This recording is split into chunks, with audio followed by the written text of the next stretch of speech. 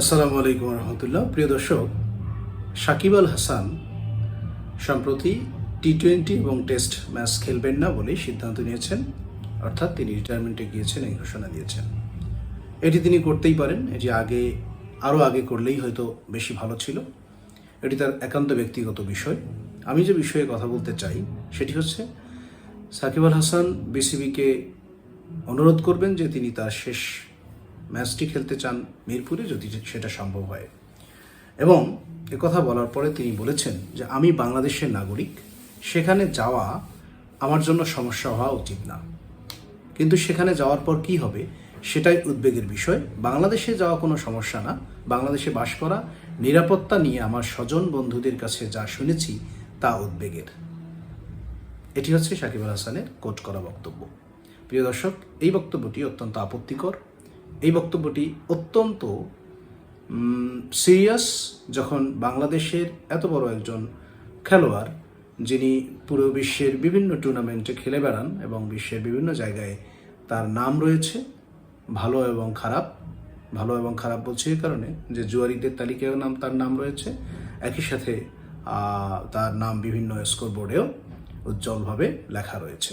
তো যে কথা বলতে চাচ্ছি যে সাকিব আল হাসানের এই বক্তব্যটি ব্যক্তিগতভাবে আমার কাছে মনে হয় যে এটি একটি দেশদ্রোহী বক্তব্য। কারণ সাকিব আল হাসান যেটি বলেছেন যে বাংলাদেশে এখন বসবাস হচ্ছে উদ্বেগের বিষয়, তিনি কিন্তু পরিষ্কারভাবে বলেন নাই যে বাংলাদেশে বসবাস করা কাদের জন্য উদ্বেগের বা কাদের জন্য শঙ্কার।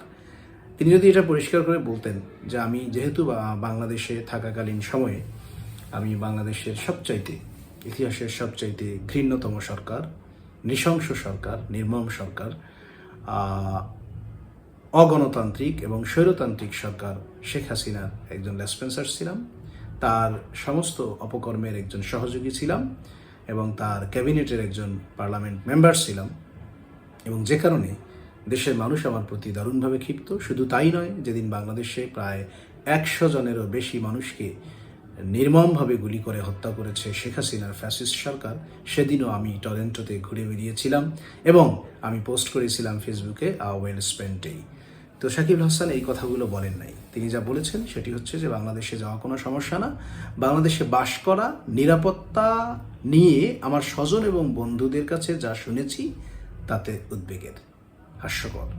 এটি আমার জন্য উদ্বেগের নয়, এটি বাংলাদেশের শান্তিকামী মানুষের জন্য উদ্বেগের নয়, এটি তাদের জন্য উদ্বেগের যারা বিগত দিনগুলোতে স্বৈরাচারের দোসর ছিল, যারা নির্মমভাবে মানুষ মেরেছে, যারা ছাত্র জনতাকে হত্যা করেছে এবং তাদের সেই গণহত্যায় যারা নীরবভাবে সমর্থন জুগিয়েছিল। এটি সাকিব আল হাসানের বলা উচিত ছিল পরিষ্কারভাবে, কারণ বিশ্ব তার কাছে এই মেসেজটা পাবে।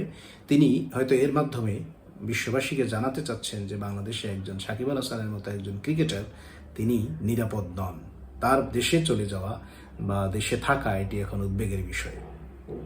অথচ এটি শুধু তিনি সাকিব আল হাসান বলে নন, তিনি শুধু সাকিব আল হাসান হলে এত বছর যেভাবে তিনি সম্মান পেয়ে এসেছিলেন সেভাবেই তিনি সম্মান পেতেন। আজকে সাকিব আল হাসান শুধু সাকিব আল হাসান নয়, তিনি একজন গণহত্যার দোষর, স্বৈরাচারের দোষর এবং স্বৈরাচার শেখ হাসিনার অগণতান্ত্রিক অবৈধ সংসদের একজন এমপি বা মেম্বার অফ পার্লামেন্ট ছিলেন বলেই জনগণের আজকে তার প্রতি এত ক্ষোভ, এত ঘৃণা, এত দেশ বিদ্বেষ, এবং তিনি নিজেও এটা গভীরভাবে অনুধাবন করতে পারছেন বলেই তিনি তার আশঙ্কার কথাটি বলেছেন। তবে অস্পষ্টভাবে এভাবে বলাটা আমি মনে করি যে এটি একটি উস্কানির পর্যায়ে পড়ে। সুতরাং সাকিব আল হাসানকে এজন্য ক্ষমা চাইতে হবে, সাকিব আল হাসানকে এজন্য ক্লারিফাই করতে হবে, এবং যাতে করে তার মাধ্যমে বিশ্বের কাছে বাংলাদেশের মেসেজ ভুলভাবে না যায় সে ব্যাপারে তাকে আরও সতর্ক থাকার জন্য আহ্বান জানাচ্ছি। আপনাদের সবাইকে ধন্যবাদ।